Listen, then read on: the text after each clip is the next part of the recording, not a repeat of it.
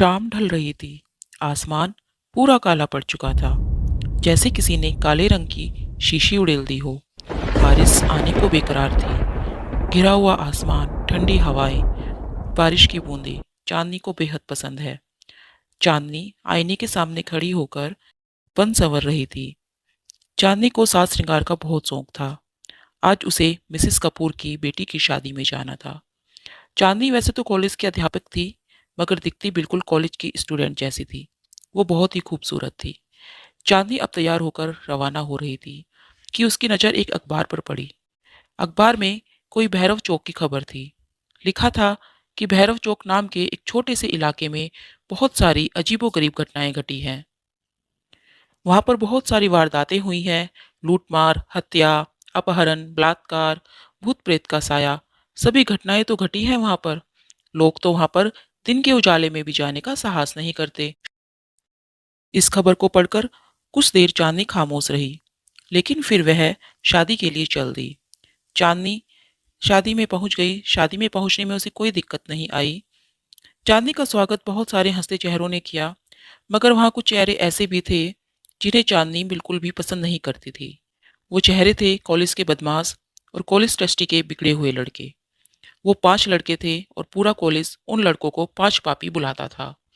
लड़कियों को छेड़ना, लड़कियों के साथ बदतमीजी करना, लड़ना झगड़ना, क्लास में कभी ना बैठना, ये सब उन पांचों का काम था। इसीलिए कॉलेज उन्हें 5 पापी बुलाता था। खैर, चांदनी भी उनकी हरकतों को भली भांति जानती थी, इसलिए चांदनी ने उन्हें अनदेखा किया और शादी में शामिल हो गई। नाच गाना, खाना पीना, गप्पे लड़ाना, और विदाई में पता ही नहीं चला कि रात के 11 बज गए हैं। उसे घर पहुंचने में अभी 2 घंटे का फासला तय करना था। तभी चांदनी के पति जतिन का फोन आता है। हेलो चांदनी, कहाँ हो? मैं शादी में आई थी पर बहुत देर हो गई है। बस मिसेस माथुर के साथ अब निकल ही रही हूँ। चांदनी ने अपना फोन रखा और मिसेस कपूर को बाय किया तथा मिसेस माथुर को ढूंढने लगी। लेकिन चांदनी को पता चलता है कि मिसेस माथुर तो घर के लिए कब की रवाना हो चुकी है। चांदनी सोचने लगती है कि अब अकेली घर कैसे जाएगी। तभी अचानक से तेज बिजली कड़की। शायद थोड़े समय के बाद बारिश होने वाली थी, लेकिन उसने कोई परवाह नहीं की और वहां से अकेली ही निकल पड़ी। वो 5 लड़के अभी भी चांदनी को देख रहे थे।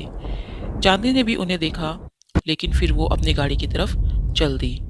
चांदनी ने कुछ ही फासला तय किया होगा कि बूंदाबांदी आने लगी। चांदनी मन ही मन सोच रही थी कि अब वो क्या करे, बारिश बंद होने का इंतजार करे या फिर आगे बढ़े। लेकिन वह आगे बढ़ने लगी। चांदनी की कार और थोड़ी आगे बढ़ी थी कि तेज बारिश शुरू हो गई। ये बारिश की बूंदें चांदनी को बहुत पसंद थी, लेकिन आज चांदनी के रास्ते की रुकावट बन रही थी। चांदनी बारिश की बूंदाबांदी को चीरती हुई आगे बढ़ रही थी। कुछ देर बाद बारिश बंद हो गई।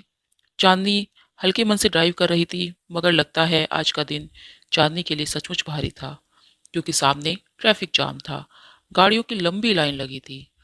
किसी से पूछा तो पता चला कि भारी बारिश के चलते आगे का पूरा रास्ता ब्लॉक है। जब तक रास्ता साफ नहीं होगा, तब तक ट्रैफिक जाम रहेगा और रास्ता साफ होने में सुबह भी हो सकती है।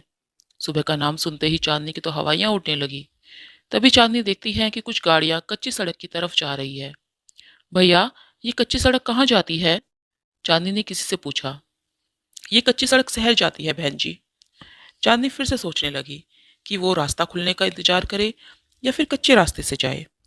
उसने सोचा कि वो कब तक अकेली रास्ता साफ होने का इंतजार करेगी।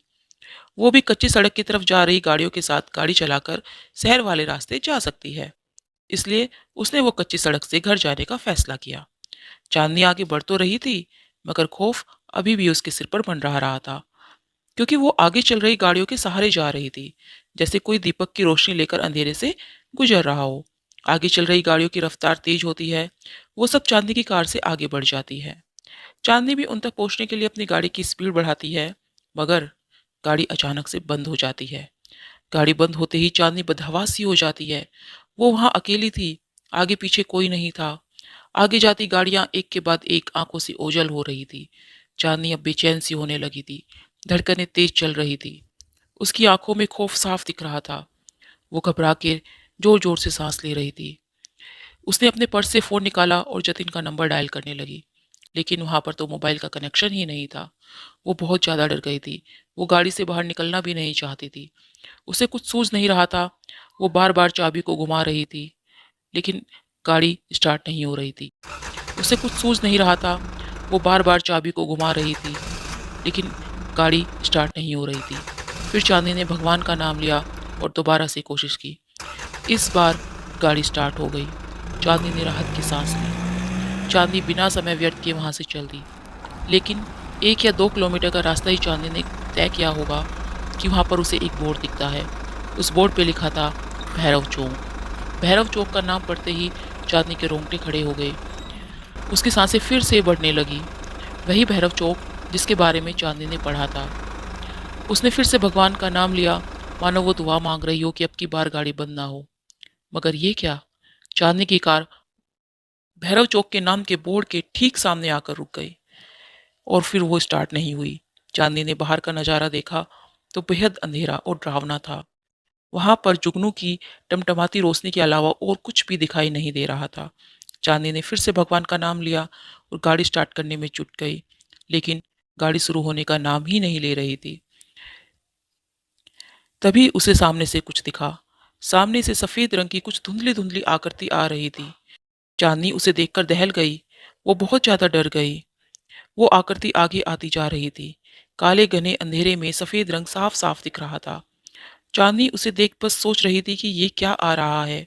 ये कोई आदमी है या कोई भूत प्रेत? चांदनी के पसीने छूटने लगे थे। चांदनी ने देखा कि क्या गाड़ी किसी से बंद है या नहीं, और वो फिर वहीं बैठकर भगवान का नाम लेने लगी। अब वो आकृति चांदनी की गाड़ी के आगे पीछे मंडराने लगी थी। चांदनी बहुत ज्यादा डर गई थी। तभी किसी ने गाड़ी के शीशे पर जोरदार वार किया।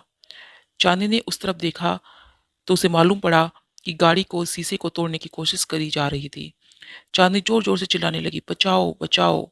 चांदनी चिल्लाती रही और शीशे पर वार होता रहा और शीशा टूट गया। किसी ने गाड़ी का दरवाजा खोला और चांदनी का हाथ पकड़कर एक ही झटके में गाड़ी से बाहर फेंक दिया। चांदनी गाड़ी से बाहर आकर गिर गई।